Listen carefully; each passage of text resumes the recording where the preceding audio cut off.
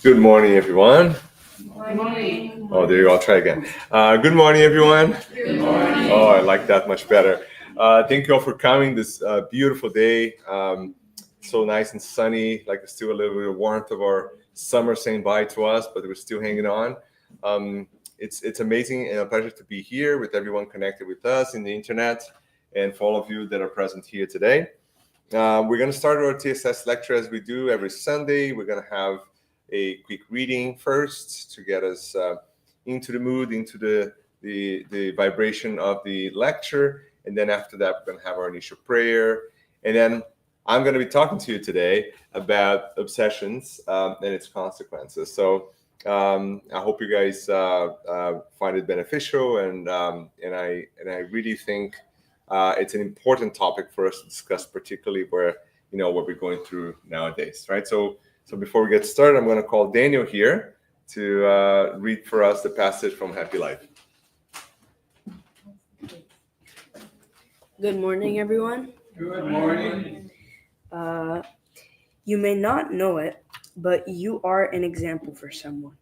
There are always people observing your actions, even the mistaken ones, and aligning themselves with civil, not only for what you do, but also for what your ideas identify with them through sacrifice and love. Be careful what you say and do. Encourage followers to elevate themselves and to act correctly. Thank you.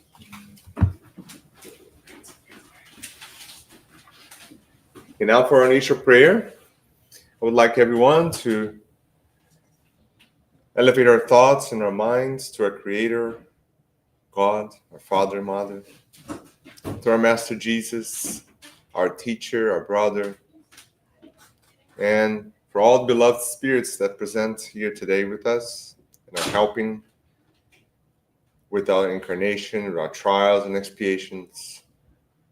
We thank you for the opportunity, God, of being here today. And we ask the blessings for this moment.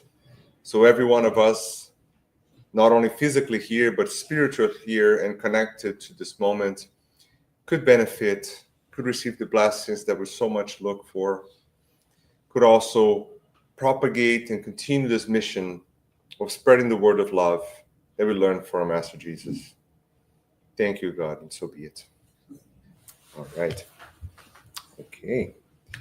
So as we mentioned today, so for those who don't know me, my name is Marco, and I've been here at TSS for many, many years, similar to some other people here like Joe and everyone else. But the reason why I'm here today is because we're going to be having a quick conversation about spiritual obsession and what exactly happens, right? What is the consequence, right? On more like in a day-to-day life, like what happens in that scenario, right? Now, just to make it very simple and easy for everyone to get started and not feel that this is like a worrisome. See, the obsession's already starting. No, it's like the influence, the spiritual influence. No. Yes. So we kind of get used to it and don't feel like this is something stressful or something that we'd be too worried about. Really, spiritual influence in our lives happens every single time, in every second, all the time. We're embedded into it. It's part of our life. And I think when we're studying this, we should focus on kind of how should we learn more about it so we know how to manage it, learn from it, and actually not help ourselves, but also help so many others that in need, including the spirits that are taking part of this, because they're the ones that are suffering more. Right, and I think that's really the goal that we have today, and we're going to be talking about several different books throughout the presentation today. All right, Chad, is it on the right screen? Yeah. Oh, perfect. Thank you. Okay. All right. So starting with the mechanism of mediumship, André Luiz brings us this interesting concept, right? Where there are thoughts, there are mental currents. Where there are mental currents, there is association. So it's a really straightforward principle, right, of the spiritual influence and communication, right? So if you have a thought, and we learned from previous lectures, very recent, right, including the one from Raphael that he talked about the magnetic currents, how currents can generate electromagnetic fields and all that in a very nice scientific, like engineer way. Now we're looking at this as currents of thoughts, right?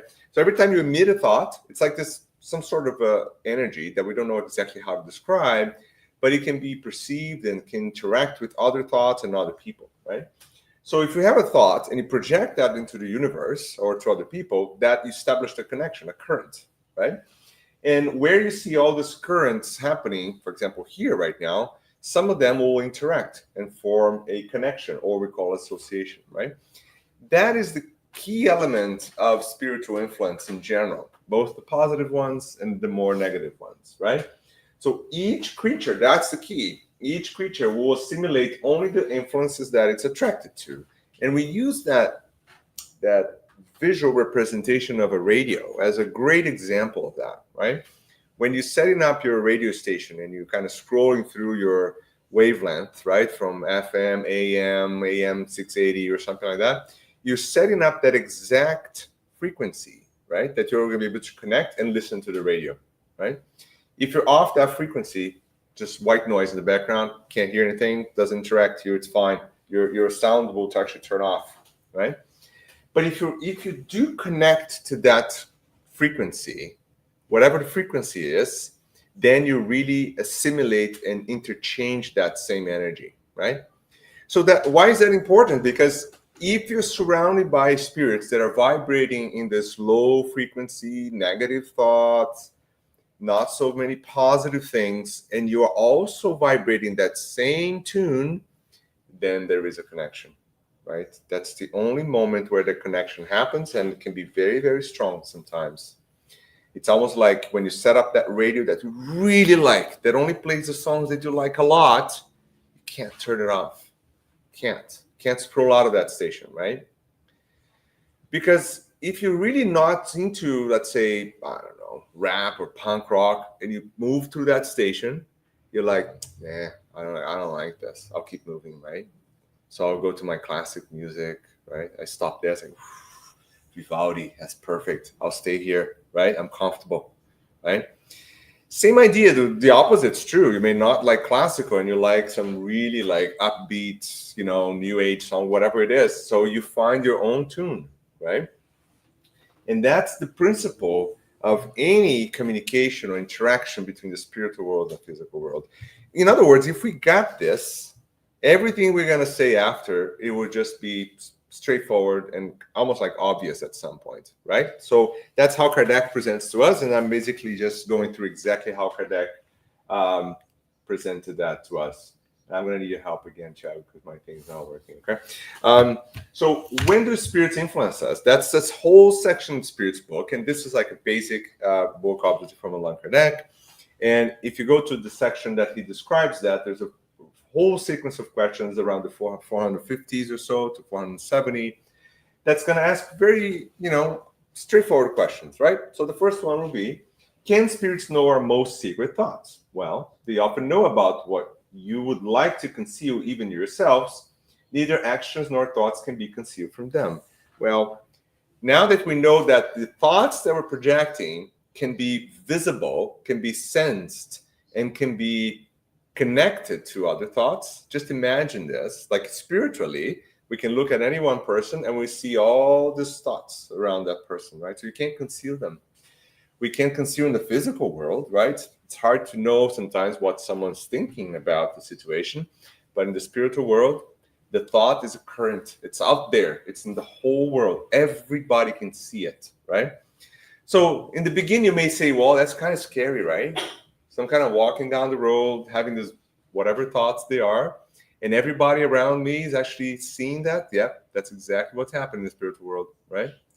But also interesting because at the same point, well, so then if I start to think about what I'm thinking and start to control that thought process, then it means that I'm slowly evolving out of this and I'm slowly getting better. Yeah, that's also true, right? So in a way, it provides you this transparent view of the universe from a spiritual perspective, but also give you a tool to improve yourself, right? There's always a positive thing out of this. So do spirits have influence on our thoughts and actions? Well, this is key, their influence on you in this regard is greater than you suppose. For very frequently, it is they who guide you. Wow. Now we're really starting to change gears here, because the spirits are now telling Allan Kardec that while not only they can see our thoughts very clearly, they can actually influence our thoughts almost like all the time, right? But it doesn't mean it has to be negative, though, right? It doesn't. This is not all about, oh, this is bad, someone's controlling my life. No, that's not what we're talking about. What we're talking about is that at every moment you can be inspired to do things. You can receive these ideas that seems to come out of nowhere, right? All of those little influences over daily moments are indeed coming from the spiritual world. And they're doing that because the spirits are seeing what you're thinking. We aligned our thoughts, and we can project our own thoughts into other people, right? And we don't need to be in the spiritual world to do that, right?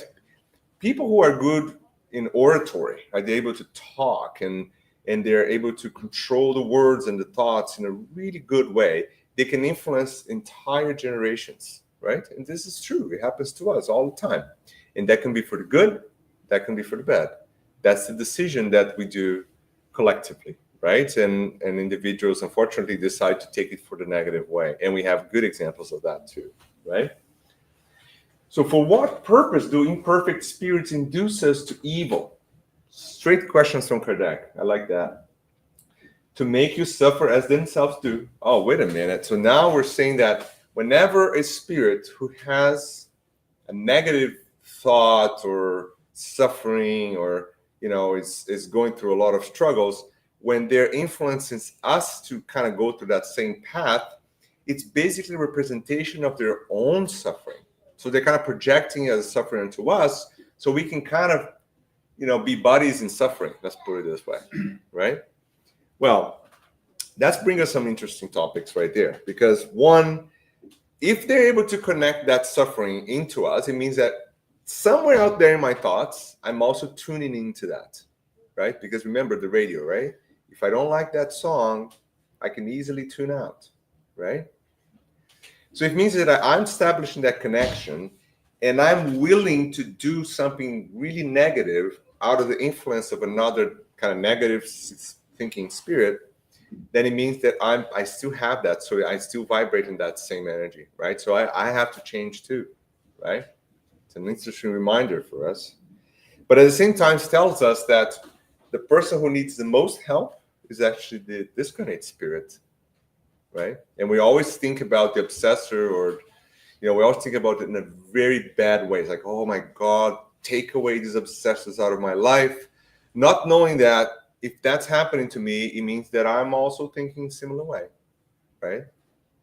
And also that if that's happening, there's always a reason behind it, right? And in many cases, it's for my own transformation, so I can improve. And also at the same time I improve, I can help all of the others that are going through the same thing, right? So it's really like a community effort, right, that happens in those moments, right? And it's important for us to demystify that and start thinking that, oh my God, I want to get rid of all the spirits that are making me think bad things. Well, wait a minute. If you're thinking bad things, so, think about it, right? We're kind of that same vibratory stage, right? And maybe I should be the one changing, right? Because I can't control others, right? But I definitely can control my own thoughts, myself, right? So that's all those reminders that the influence of spirits can help us actually during that process, right? And if you keep going on the same question, does it actually lessen the sufferings of the spirit, or the spirit that's suffering? No, but they do so anyway out of envy at seeing happier beings, right? And what kinds of suffering do they wish to inflict on us? Those that result from belonging to a lower order and from being far from God. There you go. So of course, these spirits that are influencing us in a negative way, they're kind of manifesting their own suffering through that process. And it's not that they want, it's not going to make any difference for them, as it mentions here, but obviously will bring some bodies into that suffering, right? It's like, you're not feeling well. Instead of trying to be helped and move out of that not feeling well state, you want everybody to not feel well at the same time, right? As a way to, it's like a group support, but in a negative way, right? It's like, everybody suffers now, then we'll all be good, right? No, that's kind of the mindset of what's happening at that time. And unfortunately, it's not a positive one, right? As you know. And just continue on that same spirit's book sequence, right? When we experience a sensation of anguish, indefinable anxiety, and insatisfaction without a known cause, does it result from our physical disposition at the time? Then the spirits are going to answer. It's almost always the effect of communications we have with the spirits without even suspecting it. Well, of course, the reasons why I'm not feeling okay is not necessarily all because there's someone out there making me not feel okay. No, that's not what the spirits are saying. But what the spirits are saying, well, if you're already thinking in the lines of not feeling okay, yes, you can be easily influenced to get worse, right? And that propagation of that sensation happens all the time, right? Sometimes we can tell, like if you're really careful about you and your thoughts and how you feel, you can kind of feel that sometimes, well, it seems like this is not my thought. It seems this is strange. Right? Why am I thinking this? Right? We always have those moments, right? So it is you realizing on the fly that you're being influenced, right? On the fly, you can tell, right?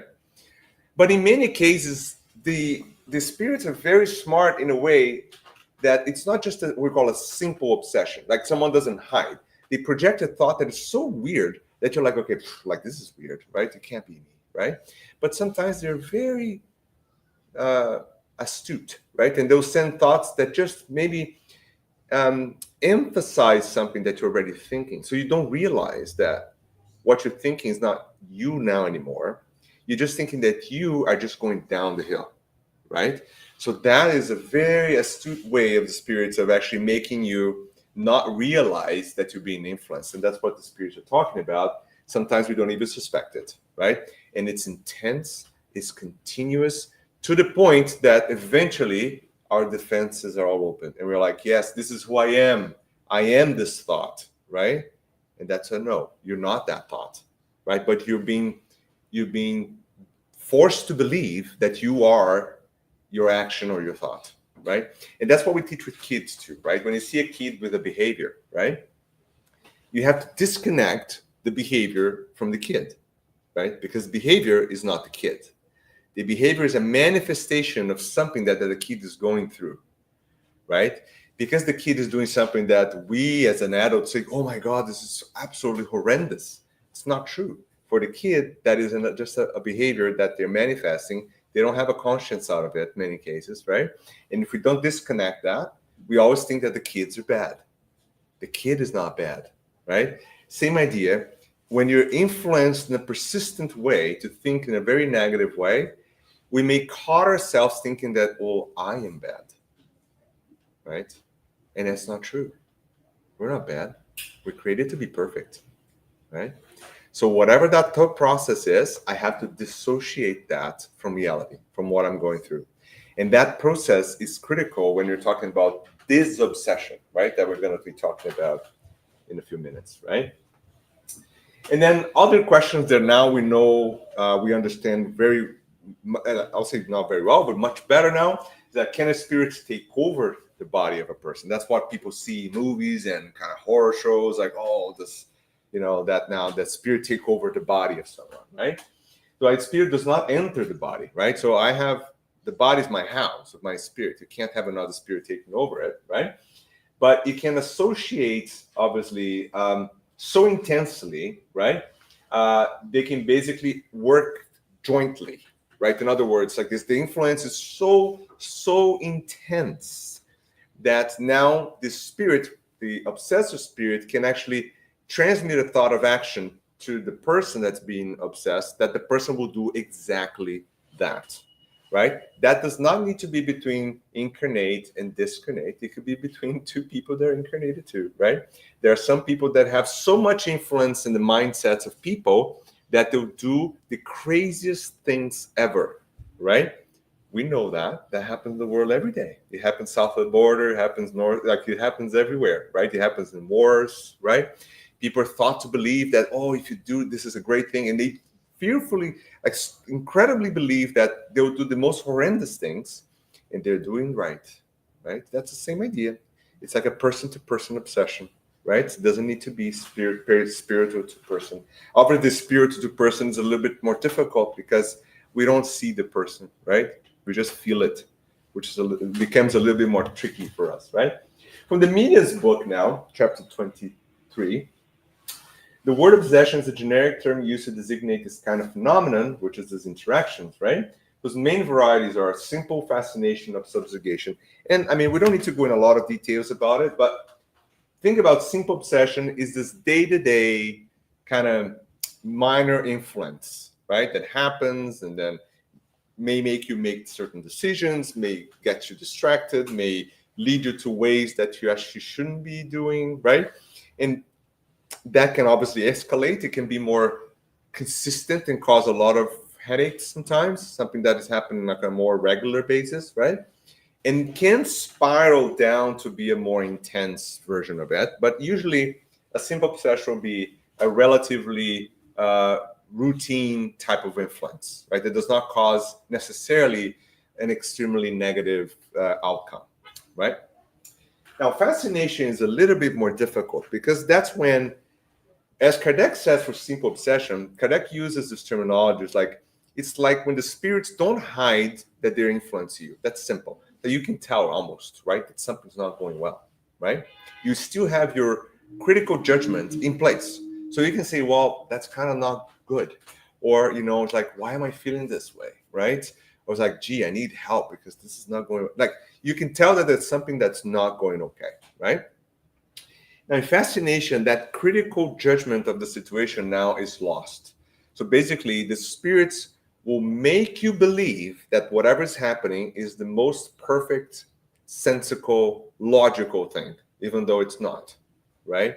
And that can happen in many different ways. In mediumship, it's well addressed because what happens, for example, in Spirit Center and mediums and all that, the spirits will most likely send you the idea that you're really good. It's the opposite. See, they're not actually forcing you to believe strange things. They're actually telling you, for example, oh, you're so good. Oh my God, you're perfect. Oh, your lectures are so good. You do everything right. And then you fall for it. You're like, oh God, I'm good, right? And then they're like, oh, you're good, but maybe you should say this, right? Because you're so good. And you're like, oh yeah, maybe I should say, yeah, this is new. This is not in Kardec, but I'm going to say that anyways because this is so good, right? And then you fall into this amazing trap that thinking that you're so good that you cannot be influenced, right? That's when you're the most influenced, right? And that can happen with us too. Not only in the Spirit Center, it could be at work, right?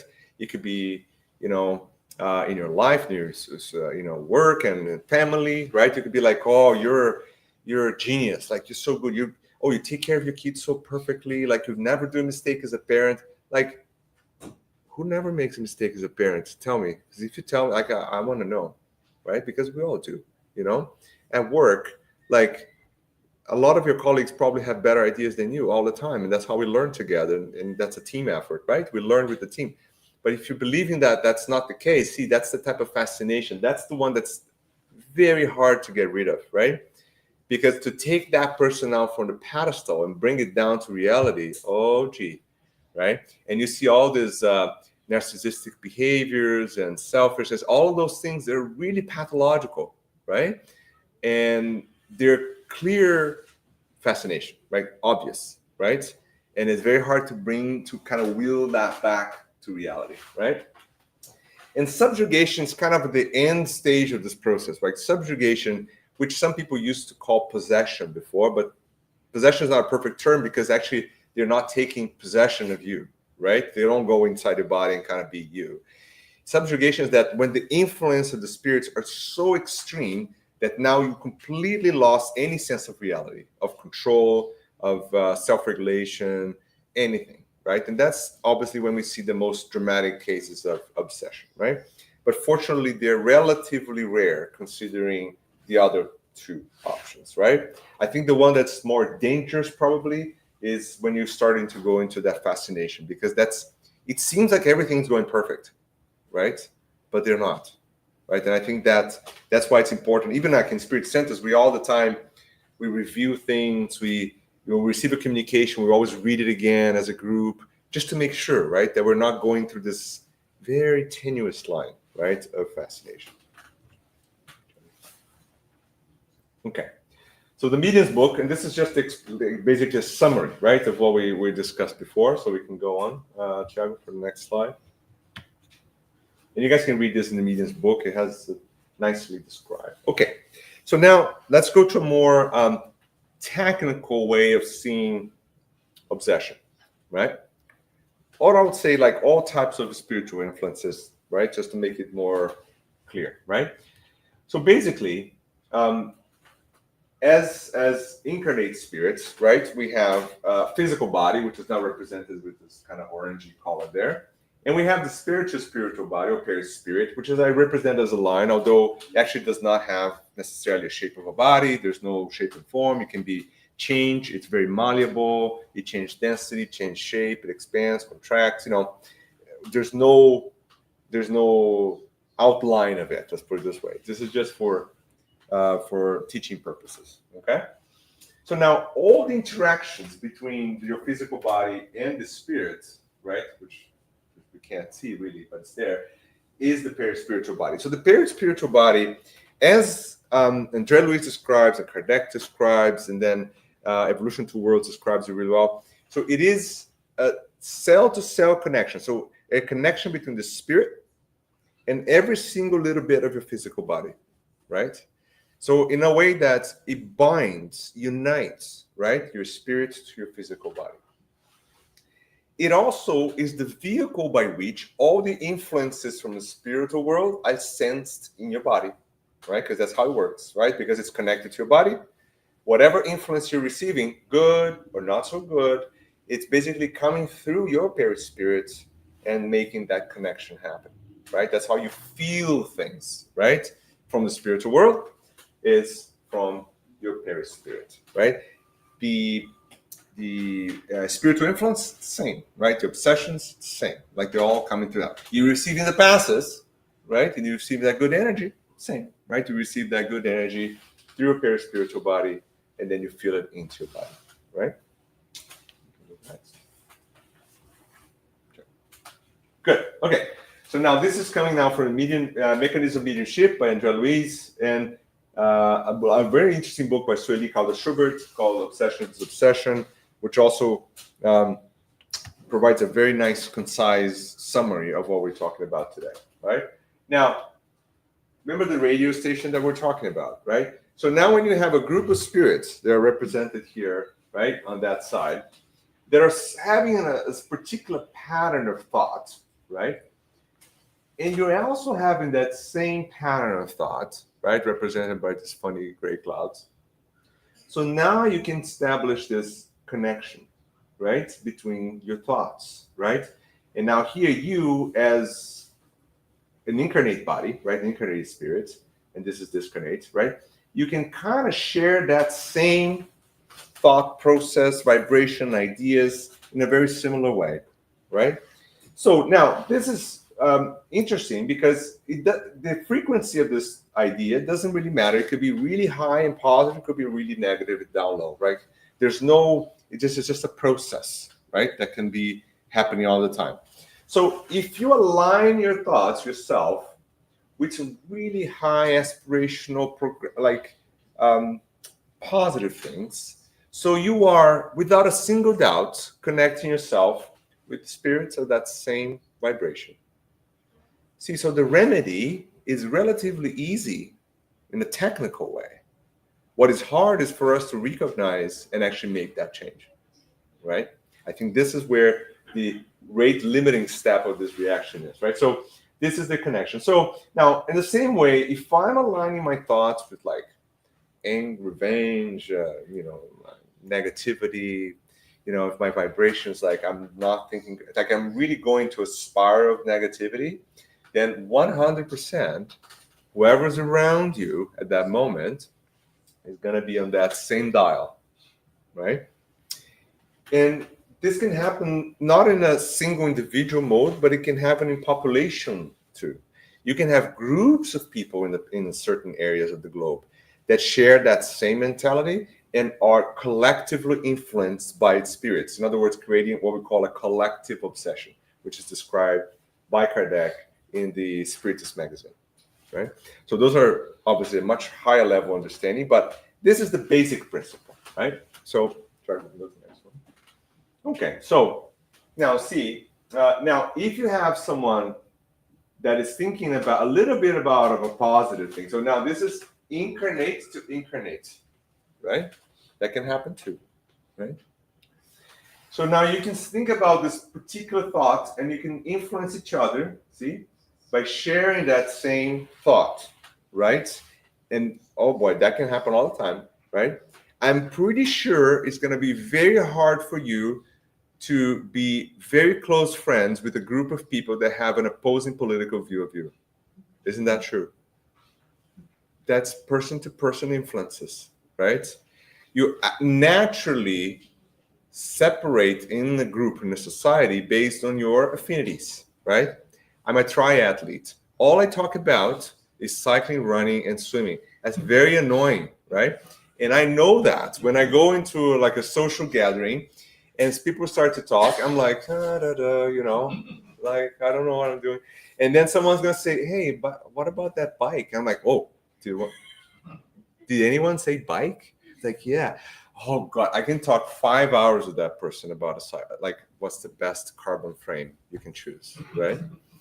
So that's how we kind of line and misalign or connect, right, on a regular basis. So that could be for the good and that could be for the bad, right?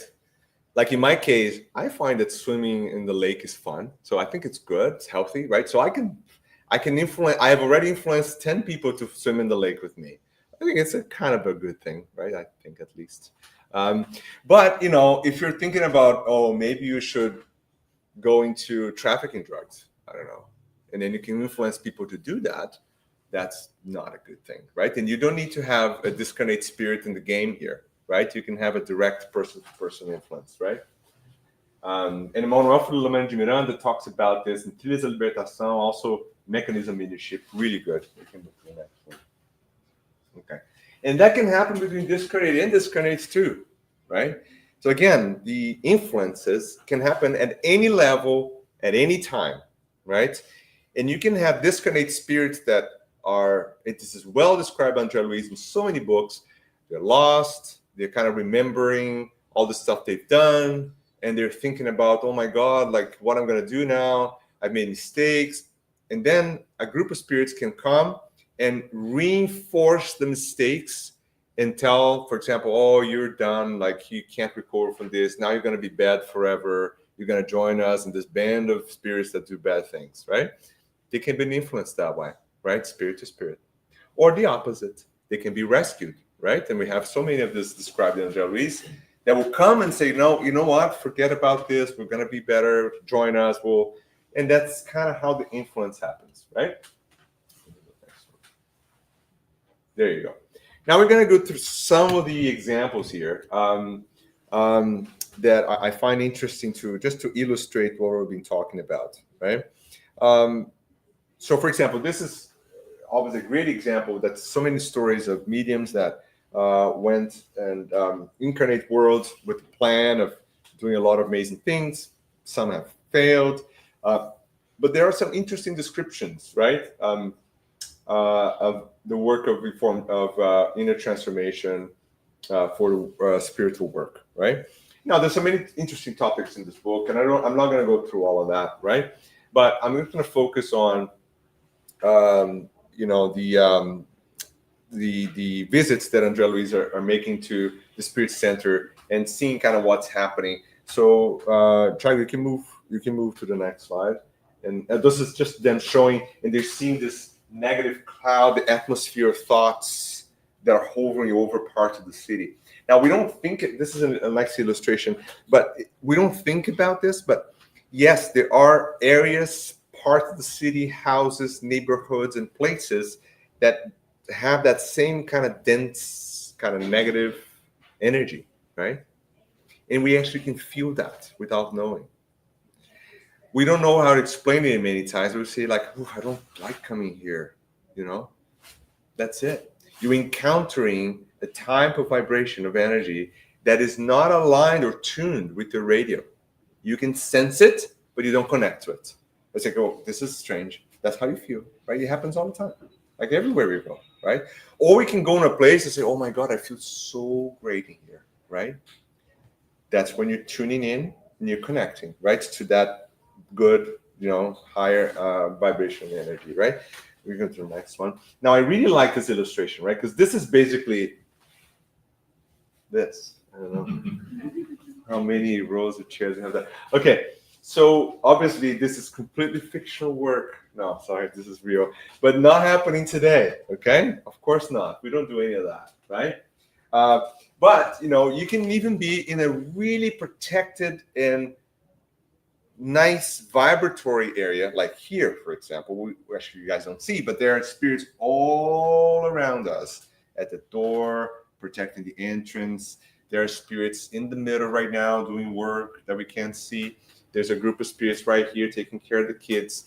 There's mentor here beside me doing the lecture. So there's all this is happening right now. We don't see, right?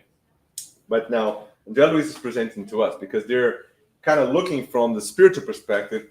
Someone's here in a beautiful lecture, thinking about the soccer game, or like someone's nodding off because they're connecting to a vibration from the outside that's making them sleepy because the spirit doesn't want them to be here. So what they do, they're influenced then by being sleepy, right? That happens, right?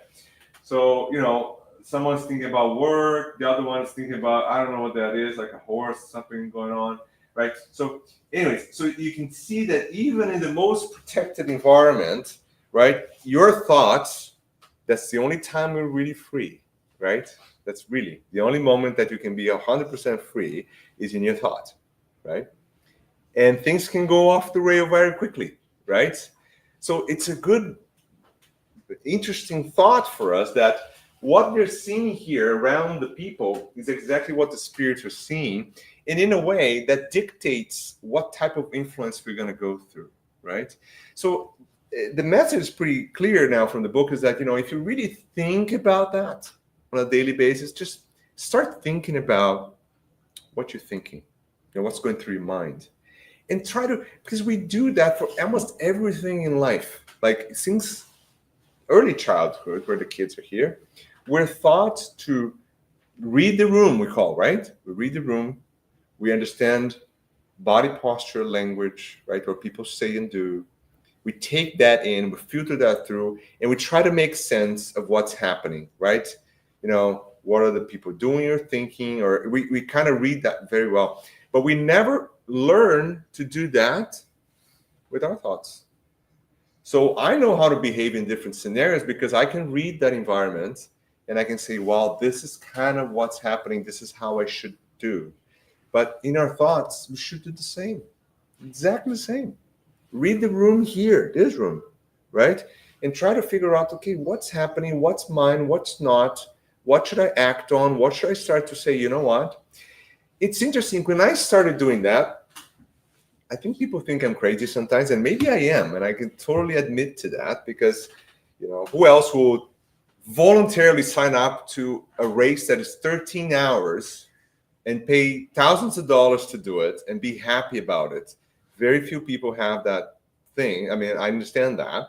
But what I started doing too is that, when I started to think about my thoughts, there are moments that I literally say, now, get out of here, out, right? In our mind.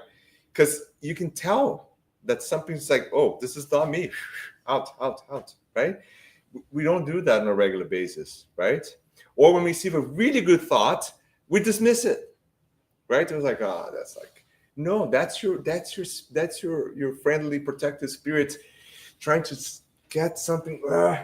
Listen to me, like, and you don't, like, no. I want the easy thing, right?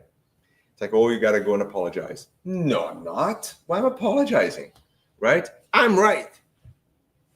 Isn't that what we think all the time? Because if you don't, teach me, because I still do that all the time. I do something wrong. The first thing I do is say I'm right, right? And then maybe next day I'll say, okay, I'm wrong. right? So that's the kind of thing. So your guardian spirits are telling you all the time, like in your minds, like ding, ding, ding. But that's a hard thing to do, right? The easy thing to do is the other one, the other spirit that's telling you, like, yeah, you're so good. Yeah, people should not talk to you like this. Yeah, oh my God. Like, go back and hit him. And you're like, yeah, I got to do that, right? See, that's the influence. And that's what we should kind of start to think about, right? We can move to the next one, Thiago. Okay, so now this is a few stories here that I'm going to bring to you from different books. And I think each one of the story has a very nice example of things that can happen regarding spiritual obsession, right? So the first one, again, I recommend all of them. The first one is Bastidores da Obsessão, Manuel Filomeno de Miranda. It's an incredible and kind of tough description of this from a spiritual world perspective of what happens in a lot of scenarios that we sometimes attend and go and celebrate and all that, right? So one of these scenarios that he's going to talk about, for example, is the Carnival, right, in Rio de Janeiro, right? So they actually travel there, and they, as a spirit, right, mentors and spirits at that time helping out, right, they'll go through some aspects of the Carnival party, right, and they describe the scenes from a spiritual perspective, right? And it's interesting that collectively, obviously, not everyone that's there is necessarily embedded into that same type of thought process, but there is a monumental amount of negative influence, right, happening constantly. Projections of images, of sexuality, of all sorts of things going through the minds of people, right? That is directly from the spirits that are over there. And they're basically constantly influencing masses of people, right, to succumb to their weaknesses, right, and to their vices and things like that. And they do that so they can feel the same. Like, isn't that crazy? We call that vampirism, right? I know it's kind of maybe a term that brings a baggage with it, but the easy way to think about it is that when a spirit, let's say a spirit discarnated and their vice was, I don't know, drugs, right? So alcohol, the easy one, right? So that's what they like. They like the alcohol, right? They can't drink, right? Because they're spirits now. They're discarnated, right? They don't have a body. They can't do that. So the way they actually receive that energy from drinking alcohol is by tagging along with this unknown person that is now going to drink a lot, because that spirit wants the person that's incarnated to drink so they can actually feel the energy from the drinking in their heart, like in their spirits, right? So they use the person incarnated to acquire or to fulfill the vices that they can't do anymore. And that happens in parties where people drink a lot. It happens in parties where people, do an odd to sexuality, to abuses, to all sorts of weird behaviors that people do sometimes, right? So that all part of a massive influence of spirits, right? They all have fun together, kind of thing, right? So that also interesting, because Manuel Miranda, on the same book, he's going to say something like this. I don't remember the exact words, but he's going to say, well, and that's what my grandma used to tell me, and pretty much everyone's grandma used to tell to everyone. It's like, tell me who you're hanging out with, and I'll tell you who you are.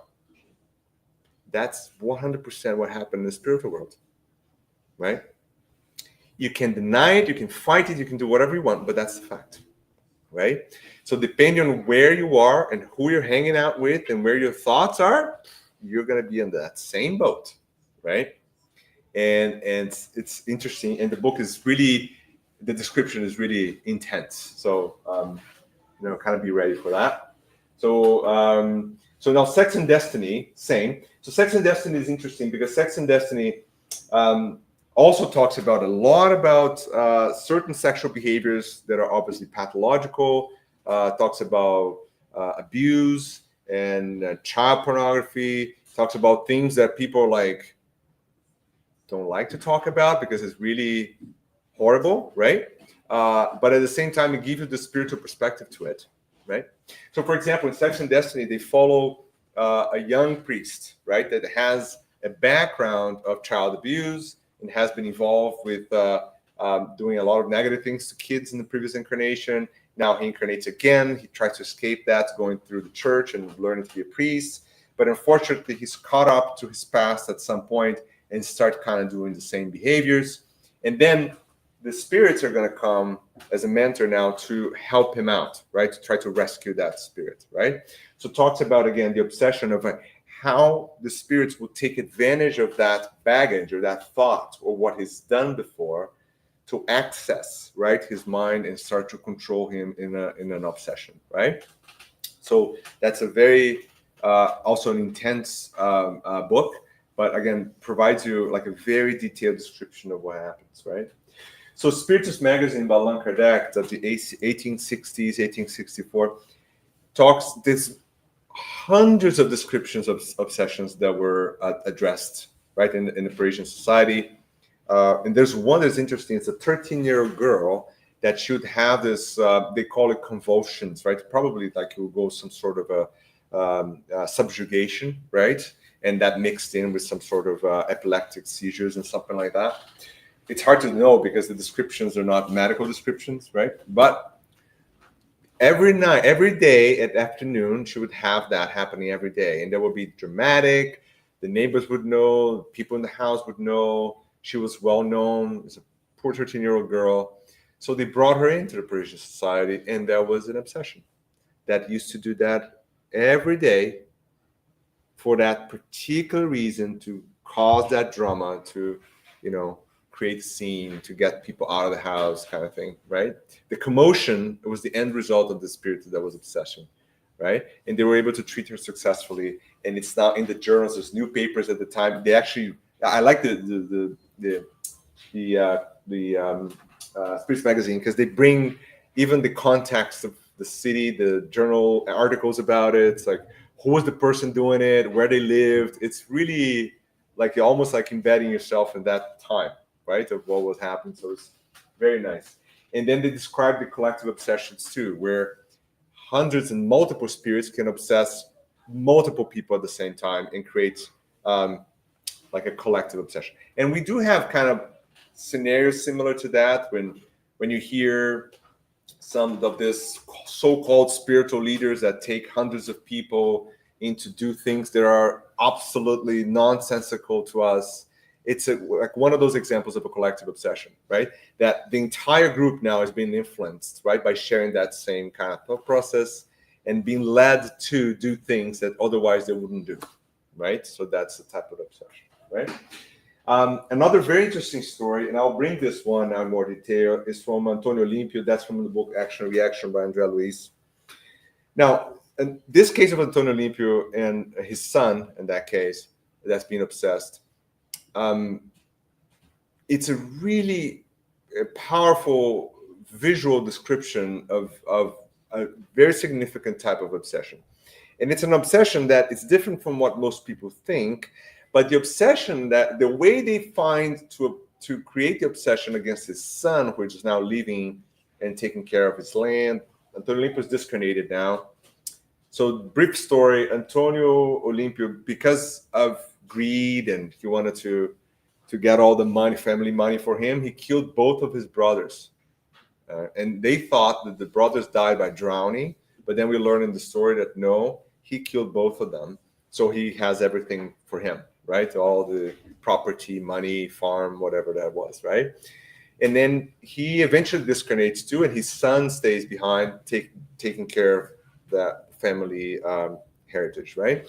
Now, the mother, his wife, is a very good spirit that works in helping out the spirit, and she is the one that drives the process of rescuing everyone, right? She prays, and the prayer is the trigger. And just to show the power of prayer, right? Because if it wasn't for her prayer, this would not have resolved easily, right? But her prayer was so intense and so significant and so pleading, this maternal prayer, that the spirits all got together and connected. It's like, yep, we're going to help him, right? So first they help Antonio Olimpio, which was in the umbral, suffering a lot for obviously what he's done, right? And then they go into the physical world to figure out what's happening. So what's happening is that the two brothers that were killed, they decided to avenge their dispute, right, with Antonio Olympio by obsessing his son, who is still alive, right? And the way they find to do that is to stimulate the kid to be more and more connected to money, to things, material things, to the point that he sleeps with money, he lives with it, he wants more and more and more, he wants to buy everything. So he goes into this incredible, catastrophic, like greed-derived frenzy, right? Because he's been influenced that way. And in order to do that, they described this, what we call technical illusions. They described to the group of Andrea Luiz because they were not aware that their group actually was there to rescue them, right, to stop it. They thought they were there to help them, which was a very interesting mind trick that they used to connect to them. It's a different part of the story. But they got there, and then they start telling them. So they went into this training group that taught them how to project images in the minds of the kid that's still there. So the kid would grasp onto those images and think they're real, right? And keep acting on that, right? Constantly until they are completely subjugated, right? And they kept projecting images of, like, one of the examples, he said, we projected an image that his neighbor was selling his ranch and he needed to buy it. It was none of that was real, right? But he firmly believed it. So in medical terms, we think about paranoia, hallucinations, right? We think about that, but that was all part of the obsession, right? So these illusions were created in his mind, right? So he would believe that it was real and he would act on it, and he started to absolutely lose everything, right? He was starting to destroy his whatever was left for him, right? And anyways, and they used 300 spirits to get that done. So they brought 300 spirits to obsess the kid, to create an environment so powerful that the kid was living a reality in his mind that was not real.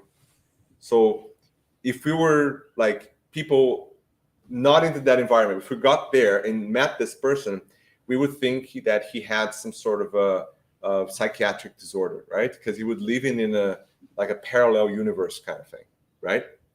But it was none of that. It was 100% illusions created by this group of spirits with sole intent of hurting this kid to avenge their dad's deeds, right? So just to show you some examples of that, and there's many examples, but obviously we don't have a lot of time to discuss more.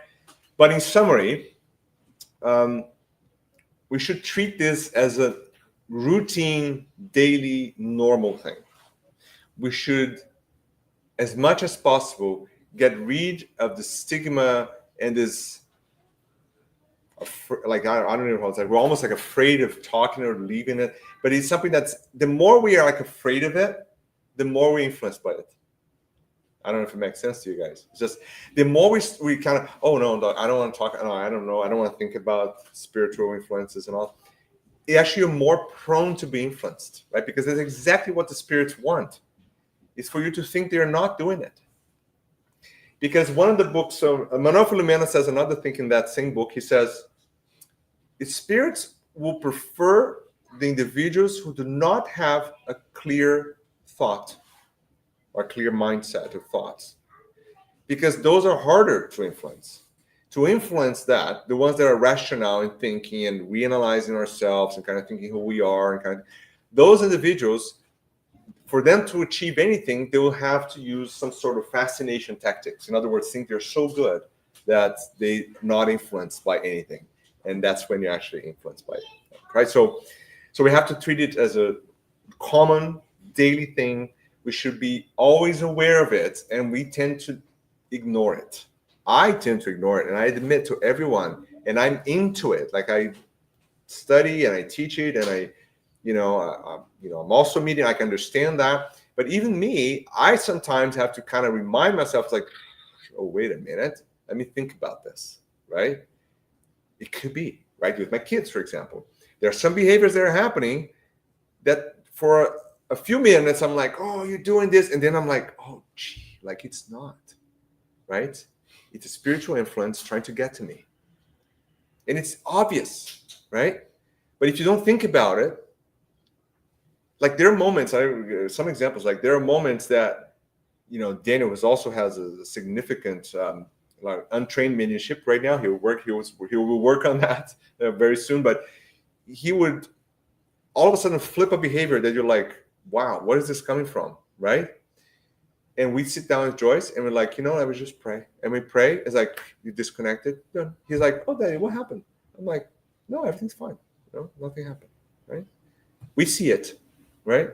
But even us sometimes have a hard time recognizing it. So if we all, like everywhere in the world, if we spread this word and say, this happens, it's fine. We'll go through it. It's okay, right? And we all learn from it. I think that's really the goal of all that stuff. Okay? So thank you all for this time. Thank you. If you guys have any questions or online, if you guys have any questions online, Thiago, anything? No? Before my kids start to jump in. Yes, we have one at the back there. Yeah. Is it 5 or 4? Those are, so this is one, Fronteiras Loucuras, another one, 2, Sex Destiny 3. Spirits Magazine is a compilation of texts. You can buy online, available. There's Kindle versions of all this if you want. And this is part of another book called Action Reaction by André Luiz. So there's 5 different. So Manuel Melomé Espinosa started as a title there.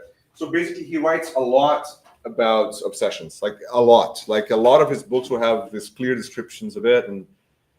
But I think for us to understand this, we would have to have a little bit of a reading of the Medium's book, because in the Medium's book, it kind of gives you like that basics of kind of what is this, right?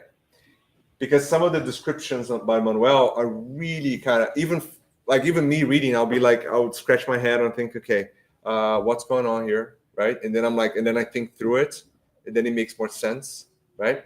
So it's an intense book, let's put it this way, right? Some people are kind of shocked in the beginning when they read it, but the Medium's book will provide you that kind of easy entry introduction, kind of going through it, and then helps you out, right, with that. Yeah. And is it in English? Most of them are. So I don't think this is, and I don't think that is. All of those are. So Sex and Destiny is already translated. Spirits Magazine is already translated, and Action Reaction is translated too. Yeah. And Yes. has a lot of reach, right? Yeah. Yeah, you can come in. So instead of just buying multiple, Yeah, that's right. you can just go and take one by one. And go. Yeah, we can borrow. Yeah, this book's free. We can borrow the And books. see Yeah. the ones that you identify most. Just have tons to start with, and just really analyze and go from all the books. So you can classify. Absolutely. Yeah, fantastic. Yes. I just wanted you to talk a little bit more about the carnival, Yes. because Yeah. we're Brazilian, Of course. Yeah. part of our culture. Well, yeah. And I pretty much like, especially if you come from Rio, Yeah. areas. Yeah. And how can you still enjoy? Oh, absolutely. See, I enjoy to see the happiness. 100%. So many families, Yeah. their children, all There you go. dressed up. So it is Yeah. some way that you can Yeah. filter it Yeah. and be happy Yes. to see people happy. That's a great question. You basically already answered it, right? Because you said, when I'm there with the kids and having fun and everybody's happy and we're all enjoying together, just, this joyful activity, you're surrounded by that.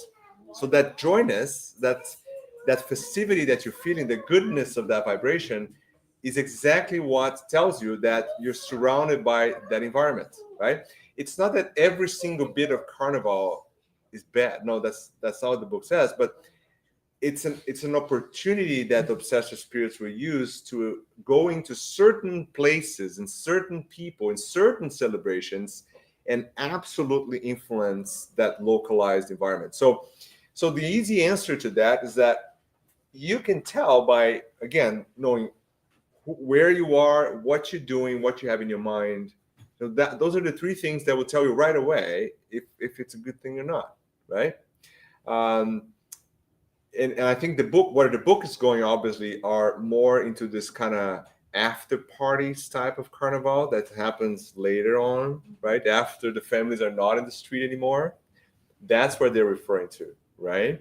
And that's obviously, now if you think about the scenario, what are people doing, what they're thinking, right? And what's their behavior collectively, then you know the answer, right? You wouldn't be there, I'm pretty sure. You'd be like, this is strange.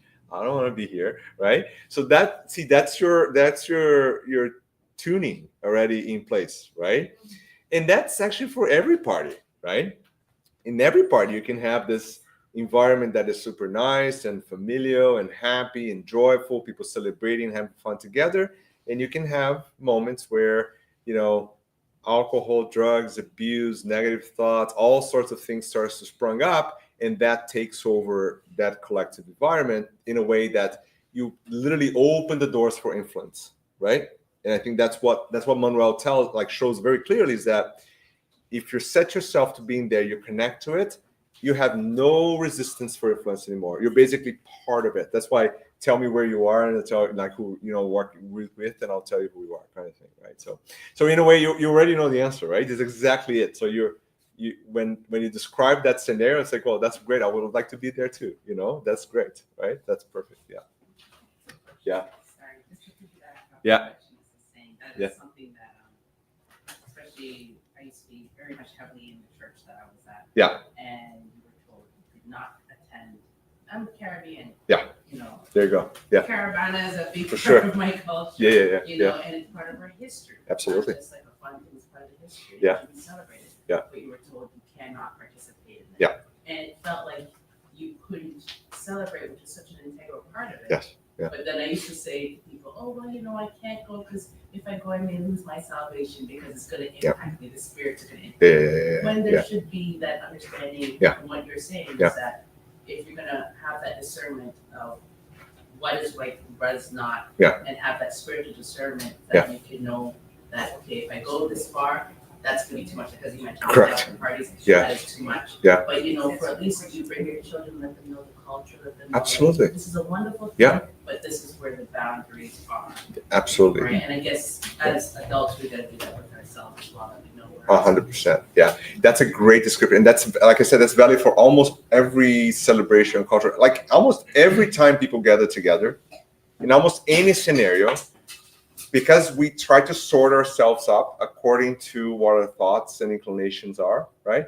You will find niches in every scenario that things are perfectly fine, right? And you're also going to find niches in anywhere that actually things are not fine, right? And depending on where you're tuning yourself, right? That's when things start, as you said, things starts to make a difference, right? Because when André Luiz goes into the spiritual world and he describes it, and it's nice because there are moments the spirits can't even see them because they're vibrating in such a different way. They are in a really negative, kind of horrendous scenario, and they're like, "Don't worry, they can't see us." They're tuning such a different vibration, right? They're almost imperceptible to the presence of another person. So in a party kind of thing, in a celebration, yes, you can have beautiful cultural, historical, like fun celebrations, and everybody is in a positive mood. Everything's going well. Everything is happy about it. And then you can have other places and scenarios and situations where that is all gone now, right? All you're left over is a sort of a deleterious kind of behavior, right? And if you tune into that, then right, like you have open doors to all sorts of influence. You may still resist it though. Like it's not that you're necessarily going to be really bad being there. No, you can still be there and kind of really work hard to protect yourself. But I'm sure if you're in that scenario, you wouldn't be there. So that's kind of the end of the story, right? Because I cannot see a scenario where someone will go to such a place and be completely comfortable there, right? So you automatically will kind of swerve out of there, right? Because the tuning is not going to work, right? To be, you know what, this is too much for me. We all do that, right? It could be even a work meeting or whatever, right? So there's people talking, right, in groups, and you go to a group that you're like, oof, this conversation is not cool. I'm actually going to go there and talk about triathlons. I don't know. That's a good point, Yeah. because that's the danger with teenagers and young adults. They Yeah. don't have fully developed their Correct. decision-making Yeah. capabilities in the brain, and they can be easily influenced. Yeah. Stay around just for the curiosity and whatever. Yeah. It just gets buried into it. And then get into it. Yeah, absolutely. I think, and that's our responsibility, as you said, our responsibility as an adult, perfect put, Joe, is to, how do we, use that discernment, that understanding, right, to help others that may not have that same level of understanding, right? And I think that's really critical. Yeah, absolutely. Yes. As you mentioned, sometimes Yeah. we can observe our thoughts and Yeah. try to block them. Yeah, work on it. And Yeah, then work on that. And sometimes we do that, and this persists sometimes. It Yes. can persist in forms of dreams. yes, And yes. then if you try work on that, and you, like you mentioned, you think everything's fine. Yeah. And something happened that put you in a situation that looks like a trap. Like Yep. something very insignificant, but you just explode. Oh, yeah. Like a sort of fish. Yeah, yeah. How we can actually protect of that, because That's great. Yeah, that's a great question, because this will happen, right? And I think it's like you can't set yourself into a goal that's like, oh, I'm gonna be perfect tomorrow, right? Because if you do that, then you're really in trouble, right? Because we all know that all of us at some point, no matter how much we're working hard, we're gonna put in a scenario that we're gonna be tested in a very hard way, right? But to your point, there's a section of the book Evolution Two Worlds that Andrea Louise is going to tell us what is the remedy. How do we fix this, basically, right? And I think I have this slide. Can you just maybe go down, see if I put a slide there for there's this little people that I created as a little cartoon. Let's see if I can find that. Sorry. going back. Yeah, keep going forward. No, forward. Yeah, keep going. Yeah. Right there. Yeah. What can I do? Yeah. You can go to that one. Yeah. Okay. So that's what he says, right? So when the patient, like us, however, adopts a favorable behavior to himself, sympathy that instills in the neighbor, right? The physical forces find solid support in radiation of solidarity, recognition that absorbs from those who collect direct, indirect help, being able to circumscribe the dysfunction of that disease, whatever she's talking about disease, right? Which is to respond to the influence of the dish. Can you go to the next one? And then he's going to end, which is the nice summary. Constant goodness generates constant goodness, right? So it's a constant process. It's praying, going to the Spirit Center or to any religious place that cultivates good things, right? That constant motion is what prepares you to what's going to come next. Now, you may actually kind of have challenges, right? But it's a constant work. It's not like, oh yeah, I'm working my thoughts now and then tomorrow. Like, you see, it's going to happen. And we have to understand that, to be ready, right? To understand that, yeah, things are going to be hard sometimes, right? And then he'll keep in that while our untiring movement towards the good, all the evil that is piled up by us is attenuated gradually, right? It's a gradual process, right? Disappearing upon the impact of the helpful vibrations generated in our favor, without the express necessity of restoring to the help of disease or other process or challenges, right? To eliminate the darkness that's being incorporated in our mental background. In other words, for us to really get rid of all of this, it's a daily grind, like every day, every time, and knowing that, yes, we're going to explode. Yes, it's going to be hard times, but if we'll continue and say, well, yeah, I had a little fall, I'm going to stand up and I'm going to do this right next time, right? That is what, and then to help, Jesus prescribed this, right? They call the Dr. Jesus prescription, right? Because he told us, right, it's the constant goodness means that constant charity, like doing to others what wants to do unto you. See, there you go. See, Dr. Jesus. So righteous, so he describes to us, right? Live the righteous life, love your neighbor, love your neighbor, charity, humility, humbleness, prayer. There you go. So, but this is not a prescription for one dose, right? It's like take 600 times a day, kind of thing. But you do it, if you're thinking about it, you're doing it right. Because, you're ready and step into it, right? The fact that you recognize that, well, there are a few things that happen to me that I can understand now, and I know that sometimes I still fail. Great job. This is wonderful. Like, how many people are not there yet? Right? So you're already there. In other words, you're in a moment that say, okay, now there's stuff I can do. I can work on this. There you go. Work on that. Right? Every day. Right? That's the summary of that. And since I started to come here, that made a big It's a difference process. in my life. Yeah, that's right. Understand more. Absolutely. Yeah. Thank you. Okay. All right. So we're going to have to continue now to our passes. We're running a bit late already. So the passes are a transmission of good energies between us. So there's nothing fancy or complicated about it. We're going to prayer. We extend our hands over the person to, again, transfuse in some good vibrations we're receiving from all the spirits around us, right? So all we're going to do at this moment is ask for the blessings of our spiritual friends. And yes, you're not going to say bye to people. Yes. Bye, everyone. Thanks for joining us. Yeah. And we're going to